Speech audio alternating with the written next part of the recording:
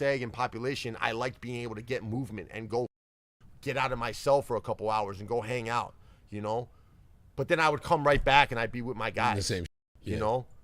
But the rabbi, yeah, you know, he would come. There was quite a Jewish population of guys that were not doing what I was doing. They were really about it, you know? I tried.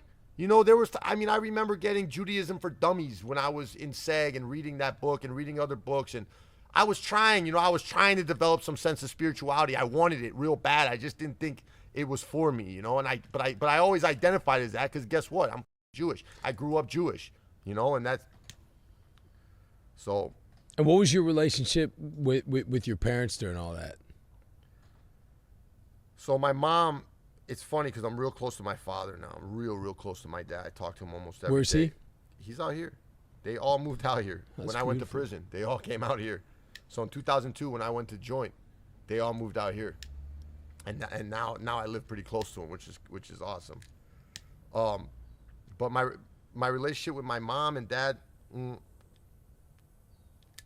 excuse me, in prison. Thank you. My father didn't write me much. My mom, she would take care of me. She would write me. She was my biggest advocate. My mom did everything for me. You know, she was just amazing.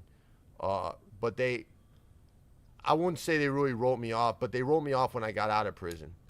Because when I got out of prison, I started getting right back into the same, you know. I had money because I got 25G from when I got beat up by the COs.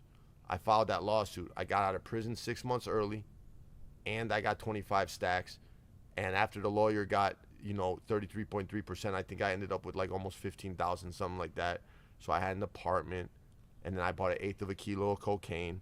And I was, you know, so I bought 4.5 ounces of cocaine. I was hustling with my boy, and like, you know, my parents just were like, you're out of there, you know. And then I started getting high on my own supply. And then I started selling coke just to buy dope. You know what I mean? It was madness, man. And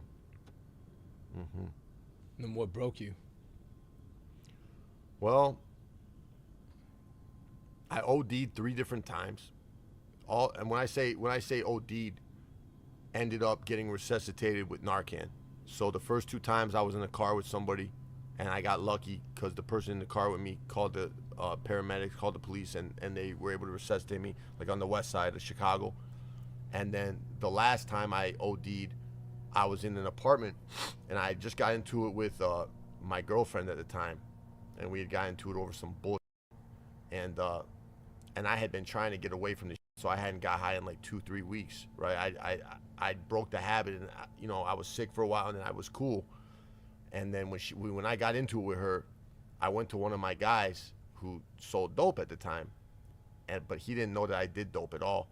And I was just, cause I still had size on me, you know. I looked decent, you know. And I said, hey man, let me, you know, I got a gram from him. I was telling him like, oh, I got some custies out by my place and shit. I want to, you know, sell this shit. Like, let me get it. He's like, yeah, here you go, bro.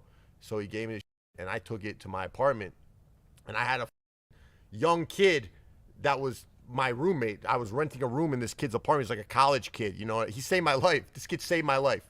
John Martell. And he was in the apartment with some young girl. Not young, she was like 20, but I'm saying, you know, we're in the apartment, and he sees me bust out the D. He's like, whoa, what are you doing? And I'm like, man, I'm getting high, motherfucker. You know what I'm saying? What the fuck you think I'm doing? And he's like, nah, this kid got high a little bit, right? Which was crazy. I ended up renting a room from somebody that did dope, and I didn't even know that up until like 2 weeks earlier. But he's like, man, you haven't done it. He's like, Sammy, you ain't done it in a while, bro. Like, you might be doing a little too much. I'm like, yo, check this out. Shut the fuck up. I said, dog, I've been shooting dope since you were a shorty, dog. I said, don't try to tell me how to do my shit, homie. Yeah. And then all I remember is, you know, you're about to OD. As you push the plunger, you feel it. So what I mean by that is, normally when you shoot heroin, you depress the plunger, and then like a half a second later, bam, it hits you, and then you feel it come down the back of your throat, and you're in there like swimwear. But at the time, if you shoot heroin, if you start feeling it as you're pushing it, that's too strong. Yeah. The problem is that you don't stop. Right. You're just thinking like, oh, this is strong. Oh,